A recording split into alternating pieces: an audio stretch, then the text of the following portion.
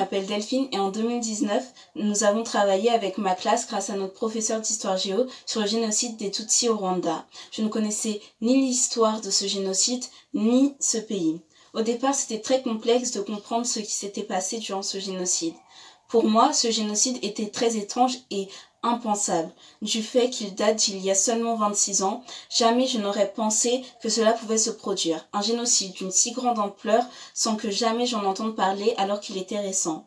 Le génocide dans ma tête, il y en a eu peu et le seul plus ou moins récent, c'était celui contre les Juifs durant la Seconde Guerre mondiale. Lors de la dernière commémoration de ce génocide, il a été organisé par l'association Ibuka, des témoignages de rescapés. J'ai pu assister à cela et ça a changé ma manière de voir tout ce que nous avions fait en cours jusqu'à présent. Voir ces personnes qui étaient parfois marquées physiquement ou les entendre raconter leur histoire m'a donné une claque. D'un coup, ce qui était impensable devient plus que réel. J'ai vu des témoignages de personnes qui avaient l'âge de mes parents et j'ai pris conscience de la proximité temporelle de ce génocide qui n'était pas un événement relégué au passé.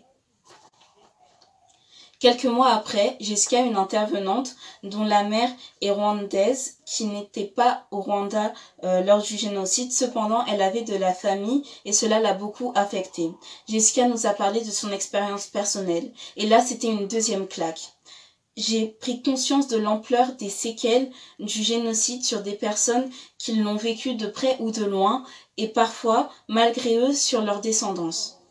Au mois de mai, notre professeur nous propose une liste de livres. Nous devions en choisir un et en faire la synthèse personnelle. J'ai choisi Petit pays de Gaël Faye. Ce livre m'a bouleversée et a fait écho à toutes les expériences vécues tout au long de l'année. Une conclusion à l'étude du génocide des Tutsis au Rwanda.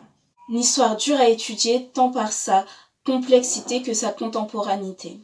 Enfin, je voudrais adresser un message de soutien à toutes les personnes qui ont survécu à ce génocide et à toutes les personnes dont ce génocide fait partie de leur histoire.